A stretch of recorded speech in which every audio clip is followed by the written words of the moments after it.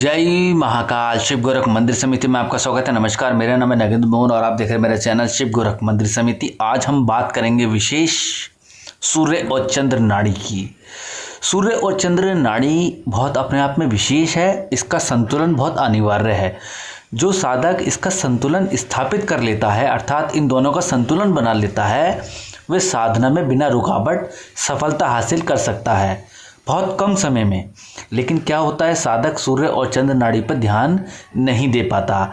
वे अनुलोम विलोम करता है, वे भस्त्रिका करता है, कपालभाति करता है, तमाम सारी क्रियाएं करता है योग की, लेकिन उसको सफलता नहीं मिल पाती। कुछ समय तक ऐसा होता है, कुछ समय के बाद में कि वो क्रियाएं करना बंद कर देता है और उसका शरीर वैसा का वैसा ही रहता है। कोई भी परिवर्तन किसी भी प्रकार का नहीं हो पाता, ना ही कोई भी चमत्कार उसको दृश्यमान होते हैं, ना ही किसी चमत्कार का वो साझी बनता है। तो हम ऐसी मुद्रा के विषय में आज आपको बताने वाले हैं जो सूर्य और चंद्र का मिलन करती है, अर्थात एक ऐसी मुद्रा जो सूर्य और चंद्र का अपने आप ही संतुलन बना देती है। तो किस तरीके से इस मुद्रा को करते हैं वो तरीका मैं आपको विस्तार से बताता हूँ। तो पहले इस चीज़ का विशेष आप ये ध्यान रखें कि ये हमारा सीधा हाथ जो होता है ये हमारा सूर्य हस्त कहा जाता है, अर्थात इसको बोलते हैं हम सूर्य हस्त और इसको बोलेंगे हम चंद्र हस्त। तो जब हम कभी इन दोनों मुद्राओं को एक करते हैं, एक करने की कोशिश करते हैं, तो ये जो मुद्राएं कही जाती हैं ऐसी मुद्राओं को हम बोलेंगे ब्रह्म हस्त। तो ब्रह्मास्त्र मत बोल देना, कभी अस्त्र बोल दो, इसको बोलेंगे ब्रह्म हस्त। अस्त मेरी जवान भी फसल रही है, अस्त भी नहीं है, ब्रह्म हस्त। हस्त बोलते हैं हाथ को और ब्रह्म बोलते हैं जो ब्रह्मा है, आदि शिव है, सदा शिव है। शिव हस्त बोल सकते हैं, ठीक है, ब्रह्म मत बोलिएगा आप, शिव हस्त बोल सकते हैं, तो शिव हस्त, ठीक है। इसको बोलेंगे पुरुष और इसको बोलेंगे स्त्री, इनको मिल जाए तो ये बोलेंगे शिव, ठीक है, शिव और शक्ति। तो ये आधार है, जीवन का मूल आधार है। तो हम किस तरीके से इन दोनों नाड़ियों का संतुलन बनाते हैं, तो देखिएगा, मुद्रा करने के लिए आपको ऐसे पहले दर्शन करने हैं दोनों हाथों के।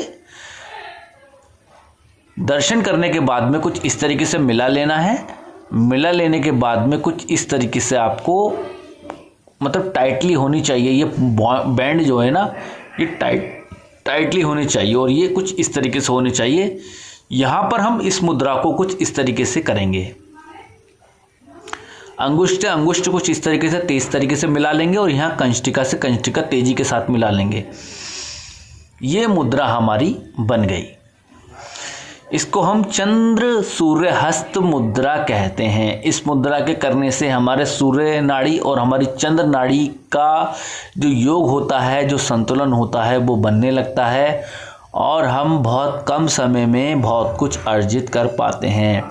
इस मुद्रा को करने के बाद में आपको कंष्टिका उंगली और अपने अंगुष्ठ पर एक विशेष प्रकार का दबाव लगेगा, जिसमें आप ये महसूस करेंगे कि किसी प्रकार की कोई भी ऊर्जा आपकी कंष्टिका से और आपके अंगुष्ठ से बाहर की ओर जा रही है और आपको ऐसा ज्ञान होगा कि एक दिव्य अनुभव आपको प्राप्त हो रहा है। जी हाँ, तो मुद्रा बहुत अनिवार्य है, ये बहुत दिव्य है ये और चमत्कारों से भरी हुई है। जब आप इस मुद्रा का अभ्यास लगातार 12 मिनट तक कर लेते हैं तब इसमें आपकी चेतन शक्ति बढ़ने लगती है।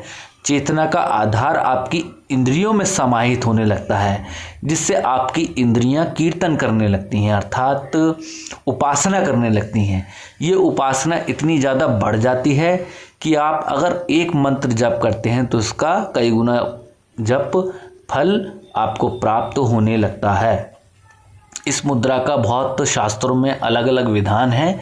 इस मुद्रा को करने से आपकी पाचन शक्ति भी अच्छी होती है और आपकी मूत्र संबंधित विकार भी नष्ट होते हैं।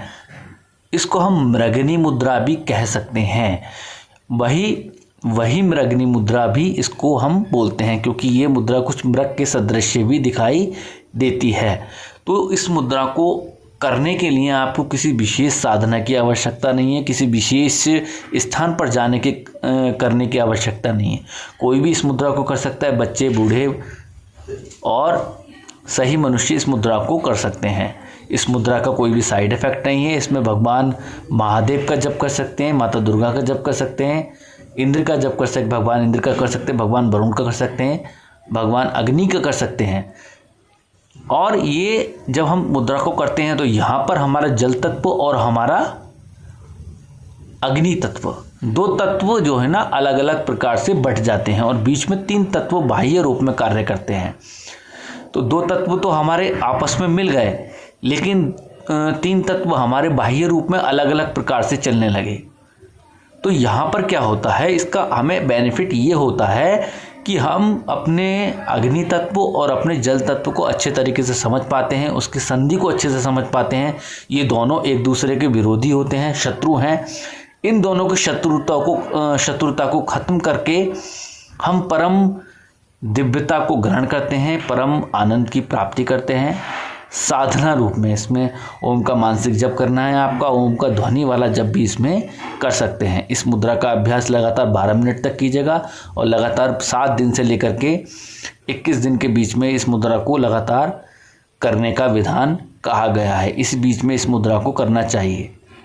इस मुद्रा को करने के बहुत अलग अलग बेनिफिट कहे जाते हैं। इस मुद्रा का अभ्यास लंबे समय तक करेंगे तो अच्छी बात है। अगर आप चंद समय पर इस मुद्रा का अभ्यास करते हैं तो इसके लिए आपको किसी भी प्रकार का कोई भी बेनिफिट प्राप्त नहीं होगा। आप इसका अभ्यास करें, लंबे समय तक करें। इसका अभ्यास करने से आपके जीवन में अलग अलग प्रकार के परिवर्तन होंगे। वे परिवर्तन आपकी इंद्रियों को परिवर्तित करेंगे, आपकी वाणी को परिवर्तित करेंगे, आपकी पाचन शक्ति को परिवर्तित करेंगे, बदलेंगे और उसको पुष्ट करेंगे। आपके नेत्रों की शक्ति को पुष्ट करेंगे, उनको बढ़ाएंगे। आपकी जिह्वा की शक्ति पुष्ट होगी, वो बढ़ेगी। आपकी स्पर्श करने की शक्ति होगी, वो बढ़ेगी। आपके अंदर अलग प्रकार की ऊर्जा का संगम होगा। वे संगम इतना दिव्य होगा कि आप उसकी कल्पना स्वयं नहीं कर सकते। यह आपकी चेतना को बढ़ाती है मुद्रा। यह आपके समस्त जीवन के तमाम सारी धाराओं को बढ़ाती है, तमाम सारी धारणाओं को बढ़ाती हैं। आपके विचारधारा को उत्तम बनाएगी, आपकी क्रियात्मक क्रियाओं को उत्तम बनाएगी, आपके अंदर नए नए परिवर्तन लेकर आएगी। आपके अंदर बहुत सारे परिवर्तन होंगे और ऐसे परिवर्तन होंगे कि जिसकी कल्पना आप स्वयं नहीं कर सकते। लेकिन ऐसा तभी होगा जब आप एक निश्चित समय पर इस मुद्रा का अभ्यास करें और एक निश्चित नाड़ी, चाहे वो सूर्य नाड़ी हो चाहे वो चंद्र नाड़ी हो, जिसमें आप इस मुद्रा का अभ्यास करें। क्योंकि इस मुद्रा का अभ्यास केवल एक ही नाड़ी में होता है, चाहे वे आप चुनाव करें सूर्य नाड़ी का, चाहे आप चुनाव करें चंद्र नाड़ी का। अगर आप दोनों ही नाड़ियों में इस मुद्रा का अभ्यास कर रहे हैं तो ना करें, क्योंकि आपको ये करना ही होगा।